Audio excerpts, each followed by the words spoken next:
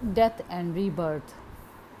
Devotee asked Bhagwan Sri Ramana Maharishi, do a person's actions in this life affect him in future births? Bhagwan said, are you born now? Why do you think of future births? The truth is that there is neither birth nor death. Let him who is born think of death. Devotee asked, is the Hindu doctrine of reincarnation right? Bhagwan said, no, definite answer is possible. Even the present incarnation is denied, for instance, in the Bhagavad Gita. Devotee asked, is not our personality beginningless? Bhagwan said, find out first whether it exists at all, and after you have solved that problem, ask the question. Namalbar says, in ignorance I took the ego to be the self, but with right knowledge the ego is not, and only you remain as the self.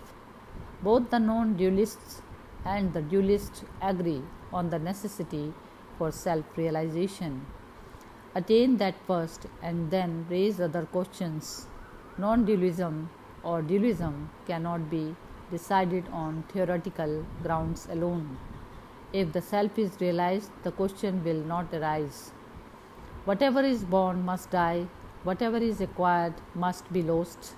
But were you born? You are eternally existent. The self can never be lost. Devotee asked, they say that we have the choice of enjoying merit or demerit after our death. That it depends on our choice which comes. Is that so? Bhagwan said, why raise questions of what happens after death? Why ask whether you were born, whether you are reaping the fruits of your past karma, and so on? You will not raise such questions in a little while when you fall asleep. Why? Are you a different person now from the one you are when asleep? No, you are not. Find out why such questions do not occur to you when you are asleep. In the Bhagavad Gita, Sri Krishna first says to Arjuna in chapter 2nd that no one was born, and then in chapter 4th, there have been numerous incarnations both of you and me. I know them, but you do not. Which of these two statements is true?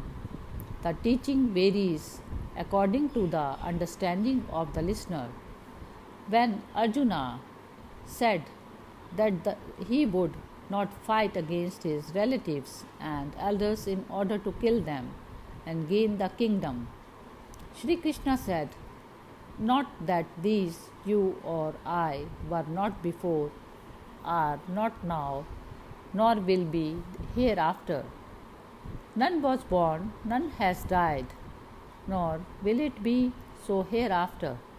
He further developed this theme, saying that he had given instructions to the sun and through him to Ikshvaku, and Arjuna queried how that could be, since he had been born only a few years back, while they lived ages ago. Then Sri Krishna saw his point of view and said, yes, there have been many incarnations of me and you. I know them all, but you do not. Such statements appear contradictory, but they are true according to the viewpoint of the questioner. Christ also said, before Abraham was, I am. Just as in dreams, you wake up after several new experiences, so after death, another body is found. Just as rivers lose their individuality when they discharge their waters into the ocean, and yet the waters evaporates and return as rain on the hills and back again through the rivers to the ocean. So also individuals lose their individuality when they go to sleep but return again according to their previous innate tendencies. Similarly, in death also being is not lost. Devotee asked, how can that be? Bhagwan said, "See how a tree grows again when its branches are cut off. So long as the life sources is not destroyed, it will grow. Similarly, latent potentialities withdraw into the heart at death but do not perish. That is how beings are reborn. In truth, there is neither seed nor tree, there is only being." Devotee asked, "How long is the interval between death and rebirth?" Bhagwan said, "It may be long or short, but a realized man undergoes no such changes. He merges into the infinite being, as is said in the Aharnyaka Upanishad. Some say that those who, after death, take the path of light are not reborn, whereas those who take the path of darkness are born after they have reaped their karma, self made destiny in their subtle bodies. If a man's merits and demerits are equal, he is reborn immediately on earth. If the merits outweigh the demerits, his subtle body goes first to heaven, while if the demerits outweigh the merits, it goes first to hell. But in either case, he is later reborn on earth. All this is described in the scriptures, but in fact, there is neither birth nor death. One simply remains what one really is. That only is the truth. Bhagwan said, God, in His mercy, withholds this knowledge from people. If they knew that they have given virtuous, they would grow proud, and in the other case, they would be despondent. Both are bad. It is enough to know the self.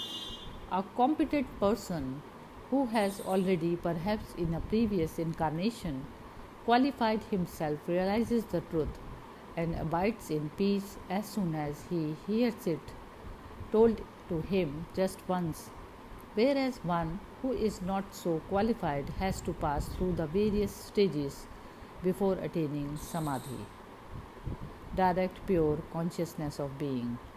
A science lecturer from a university asked whether the intellect survives a man's death and was told, "Why think of death?